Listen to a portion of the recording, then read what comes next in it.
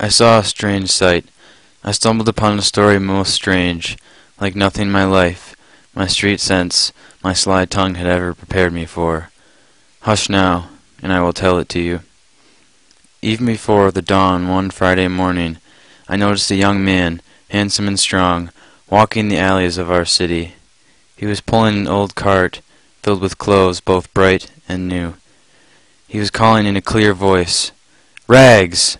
Ah, the air was foul, and the first light filthy, to be crossed by such sweet music.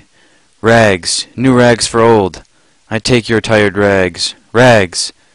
Now this is a wonder, I thought to myself, for the man stood 6 feet 4, and his arms were like tree limbs, hard and muscular, and his eyes flashed intelligence.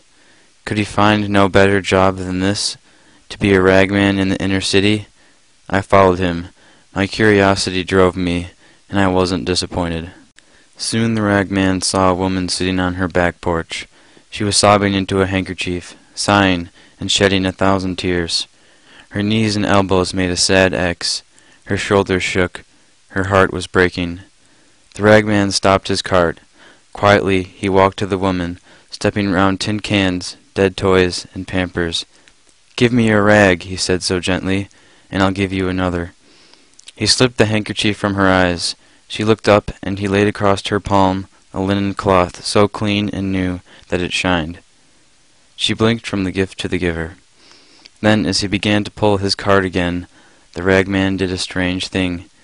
He put her stained handkerchief to his own face, and then he began to weep, to sob as grievously as she had done, his shoulders shaking, yet she was left without a tear. "This is a wonder," I breathed to myself, as I followed the sobbing ragman, like a child who could not turn away from mystery. In a little while, when the sky showed gray behind the rooftops, and I could see the shredded curtains hanging out black windows, the ragman came upon a girl whose head was wrapped in a bandage. Her eyes were empty. Blood soaked her bandage. A single line of blood ran down her cheek. Now the tall ragman looked upon the child with pity, and he drew a lovely yellow bonnet from his cart. "Give me your rag," he said, tracing his own line on her cheek, "and I'll give you mine." The child could only gaze at him while he loosened the bandage, removed it, and tied it to his own head. The bonnet sat on hers, and I gasped at what I saw, for with the bandage went the wound. Against his brow it ran a darker, more substantial blood. His own!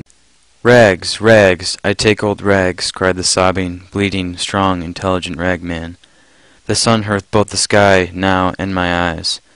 The ragman seemed more and more to hurry. "Are you going to work?" he asked a man who leaned against a telephone pole. The man shook his head. The ragman pressed him. "Do you have a job?" "Are you crazy?" sneered the other. He pulled away from the pole, revealing the right sleeve of his jacket, flat, the cuff stuffed into the pocket. He had no arm. "I'll give you my jacket," said the ragman, such quiet authority in his voice. The ragman gave him his jacket, and I trembled at what I saw, for the ragman's arm stayed in its sleeve, and when the other put it he had 2 good arms, thick as tree limbs, but the ragman had only one. Go to work. And now I had to run to keep up with the ragman, though he was weeping uncontrollably and bleeding freely at the forehead, pulling his cart with one arm, stumbling from drunkenness, falling again and again, exhausted, old and sick. And yet he went with terrible speed. On spider's legs he skittered through the alleys of the city, this mile and the next, until he came to its limits, and then he rushed beyond. I wept to see the change in this man. I hurt to see his sorrow, and yet I needed to see where he was going in such haste, perhaps to know what drove him so. The little old ragman, he came to a landfill. He came to the garbage pits, and then I wanted to help him in what he did, but I hung back, hiding. With tormented labor, he cleared a little space on the ground. Then he sighed. He lay down. He pillowed his head on a handkerchief and jacket, and he died. Then, all of a sudden, there was a light.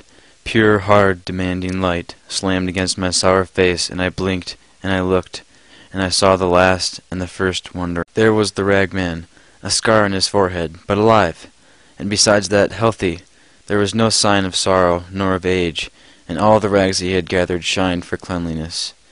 Well, then I lowered my head and trembled for all that I had seen. I myself walked up to the ragman. I told him my name with shame, for I was a sorry figure next to him. Then he dressed me. My Lord put new rags on me, and I am a wonder beside him. The Ragman, the Ragman, the Christ!